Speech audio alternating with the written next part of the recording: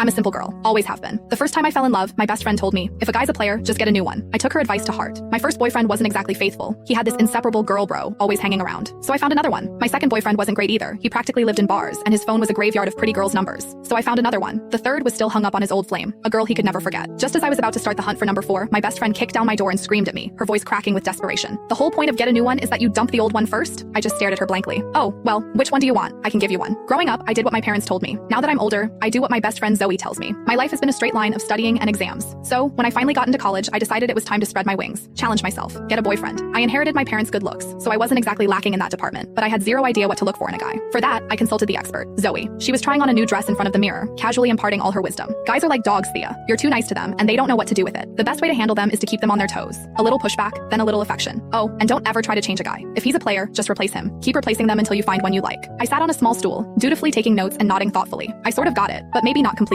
If you're not satisfied, replace him. And so, just as I was getting ready to find my fourth replacement, my first one found me. He cornered me, his voice tight with anger. Thea, who are those two guys? Why are they telling everyone you're their girlfriend? Liam was gorgeous. That was the first rule Zoe taught me. A guy has to be hot. If he's not, you'll lose your appetite just looking at him. I took that to heart. I met Liam at freshman orientation. He was a popular senior in my major, on stage sharing his experiences. I was sitting in the front row, and I was probably the only girl there actually listening to his speech instead of just drooling over him. So, after the event, he came right up to me and asked for my number. He started texting me constantly, checking in, walking me back to my dorm after class. On weekends, he'd take me shopping off campus, to the movies, out to dinner. He'd bring me bubble tea and snacks when I was stressed from studying. He even bought me a ridiculously expensive necklace. For the first 18 years of my life, my world had been a placid pond. Liam was the first stone to ever make a ripple. So when he asked me to be his girlfriend, I said yes. What I didn't expect was that after we got together, I'd discover he had a best girlfriend who was practically attached to his hip. On one of our dates, Liam's girl bro showed up uninvited. She slung an arm around his shoulder like they were buddies and winked at me. The girlfriend won't mind, right? Me and Liam go way back. We're totally platonic. Liam just sighed, but he was indulgent. Thea's super understanding. She doesn't get hung up on stuff like this. I just smiled, watching how close they were. I remembered Zoe telling me that some things were only for a boyfriend and girlfriend. So, were they a couple? What did that make me? The other woman? For our 1-month anniversary, Liam took me to an amusement park. We were having a great day, mostly because his girl bro Tanya was nowhere in sight. But as dusk fell and we headed for the Ferris wheel, she popped up like a weed. She had that same overly casual look on her face as she linked her arm through Liam's. Liam, what a coincidence. You're here too? He smiled at her. Tanya, what are you doing here? Did you come by yourself? Yup, she said, her voice tinged with something sour. You know me, I can't stand hanging out with other girls. There's so much drama and the guys were all busy today. They stood there chatting as if I didn't exist, as if I were just a stranger passing by. Finally, Liam seemed to remember me, though there wasn't a hint of apology on his face. Thea, Tanya's here by herself. Why don't we let her join us? At that, Tanya finally looked at me, plastering a look of regret on her face. Oh, the girlfriend. I didn't even see you there. You're not mad, are you? Tanya let out a little hiss.